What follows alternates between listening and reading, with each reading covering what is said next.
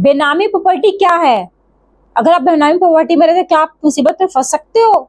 आओ जानते हैं हम इस वीडियो में। आज सबसे पहले हम जानेंगे बेनामी प्रॉपर्टी क्या होती है, बेनामी प्रॉपर्टी में किस तरह की ट्रांजैक्शंस की जाती हैं, एग्जम्पशंस किन पर्सन्स को मिली है और क्या पनिशमेंट है और किस तरह से गवर्नमेंट की इसको ट्रैक कर रही है। फर्स्ट, बेनामी प्रॉपर्टी ऐसी प्रॉपर्टी जिसके आप ओनर हो बट आपने किसी और के नाम से परचेज कर रखी है। समझते हैं एक एग्जांपल से। एक बिजनेसमैन है, उसके पास बहुत सारा ब्लैक मनी का पैसा है, उसने वो उसका सोर्स ऑफ इनकम को वो प्रूफ नहीं कर सकता। उसके पास ब्लैक मनी का पैसा है, उसको वो व्हाइट में कन्वर्ट करना चाहता है, वो किसी सर्वेंट के या ड्राइवर के नाम से उसे परचेज कर लेता है। बिजनेसमैन ये ड्राइवर के नाम से जब उसने प्रॉपर्टी को परचेज किया तो अगर इन केस अगर वो गवर्नमेंट की नजरों में आ जाती है प्रॉपर्टी, तो उस केस में अगर उस सर्वेंट से पूछा जाता है कि आप इसकी इनकम का प्रूफ दिखाओ, सोर्स ऑफ इनकम बताओ, ये आपने प्रॉपर्टी कैसे खरीदी। अगर वो उसको प्रूफ नहीं कर पाता तो इस तरह की प्रॉपर्टी को बेनामी प्रॉपर्टी बोला जाता है। तो इस तरह की प्रॉपर्टी को या तो गवर्नमेंट उसको जब्त कर लेती है, नीलामी करवा सकती है और 7 ईयर की पनिशमेंट ओनर को हो सकती है, प्लस 25% की वैल्यू की प्रॉपर्टी का उस पर फाइन भी लगा सकती है। अब इस प्रॉपर्टी बेनामी प्रॉपर्टी की ट्रांजैक्शंस कौन कौन सी हो सकती है?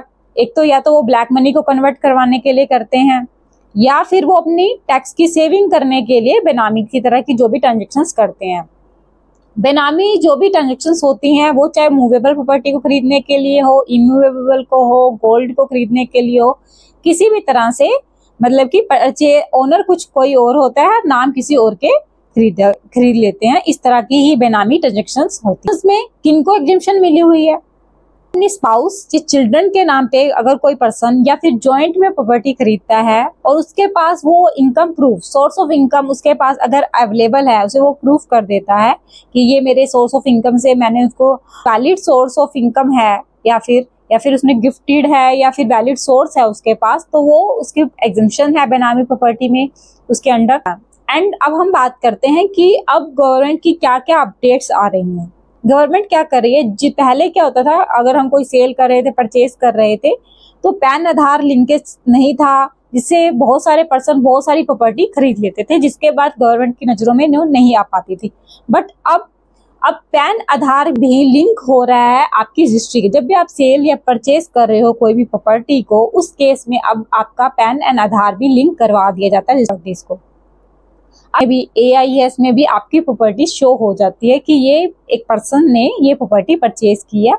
उसी के अकॉर्डिंग इनकम टैक्स डिपार्टमेंट उस पर ट्रैक करता है कि क्या उसने ITR में शो किया है और क्या वो शो कर रहा है लास्ट ईयर से, कहाँ से उसकी इनकम आ रही है। उसी के बिहाफ पर वो स्क्रूटनी केसेस लगा रहा है। आर्टिफिशियल इंटेलिजेंस की हेल्प से वो ट्रैकिंग कर रहा है। तो अगर आप कोई भी ऐसी किसी के पास भी बेनामी प्रॉपर्टीज हैं तो प्लीज इस चीज का वो ध्यान रखें, ऐसे वाली ट्रांजैक्शंस मत करें क्योंकि अब वो बुरी तरह से फंस सकता है। एंड अगर आप कभी भी ऐसी कोई ट्रांजैक्शंस कर रहे हो, किसी भी लॉयर या फिर अपने किसी भी CA से बात करके कंसल्ट करके ही अपनी कोई भी ट्रांजैक्शंस करें। ऐसे मुझे कमेंट करके भी बताइए कि आपने बेनामी ट्रांजैक्शंस के बारे में सुना हुआ है या नहीं। तो ऐसी मोर इन्फॉर्मेशन के लिए टेक्स गाइड को लाइक, शेयर एंड फॉलो करें। And thank you.